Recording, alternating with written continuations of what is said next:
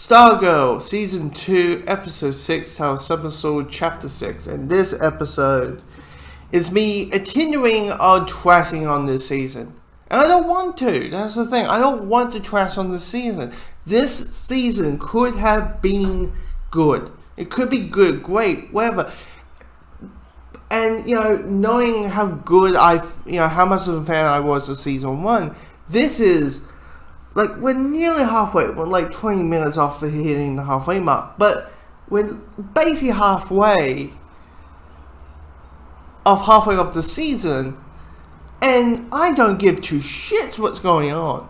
Because there's zero character development. On the villains, there's scenes that are dragged on to the point it just felt redundant. There's episodes that could easily, episode 1, episode 2, could actually easily merge together. It could. They could easily just merge episode 1, episode 2 into one episode. And didn't need to have 2 episodes here and switch here and all that.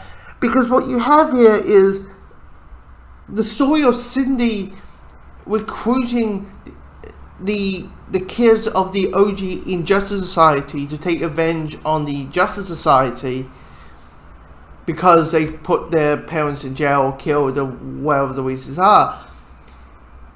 Is okay for a teenager. That's actually a reasonable, understandable reason for revenge. But the problem is they give no character development. All they are is, hey, here's this kid. He's the child of one of the OG Injustice Society members, and that's all he is. He likes to play the violin and he's emo.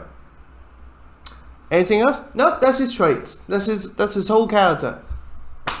I mean, seriously, at least in season 1, we understand. And here's I don't feel a sense of threat from these members. I don't have a sense of threat because in season 1 we understand why they were dangerous. We understood. We understood who they were as people before they show our powers and they show their being a villain and all that.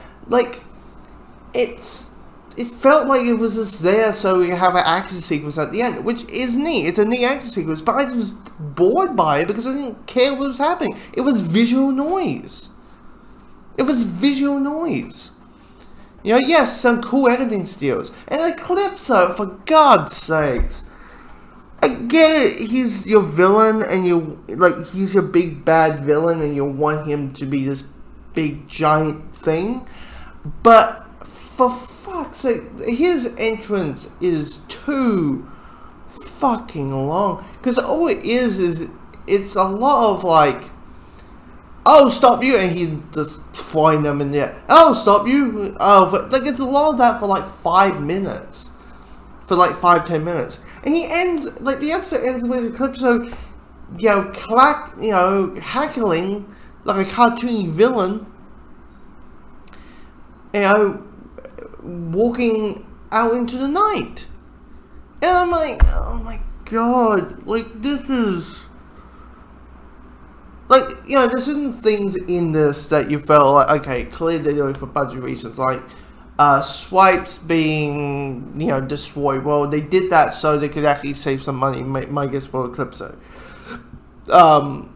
They did this and that, and having, the staff not using their power, using its power, it's all budget reasons, and okay, all that.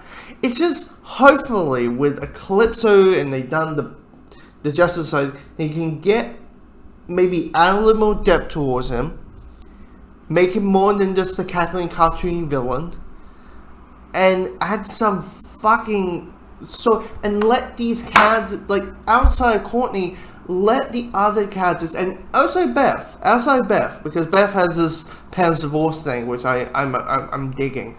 I like this whole, I like the divorce story, but outside of it, I just don't know why I should care about this story. I really don't. It's just we're halfway through. I know it's halfway through things that, we had the Joel McHale Visual Starman story that was hinted at the end, some point in episode 1. We got the Green Lantern thing, which clearly is going to come back. I mean, it's just, I just don't, this, jeez, I just want to say, I just want to hope next episode, or the next episode, that I say, oh my god, this is great, this is a great episode, I want that. But at this point, it hasn't been that.